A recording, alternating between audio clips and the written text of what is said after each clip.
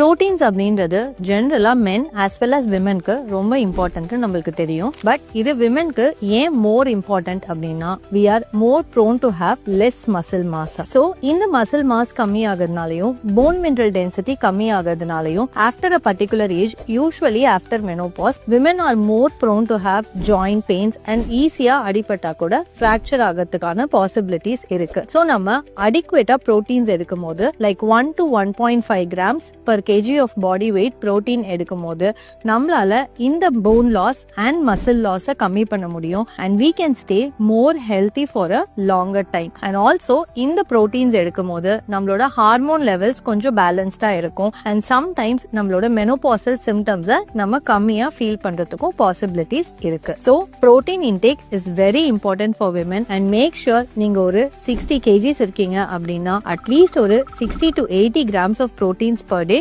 கண்டிப்பா எடுக்கிற மாதிரியும் and இதை split it across your 3 meals to make sure you are very healthy.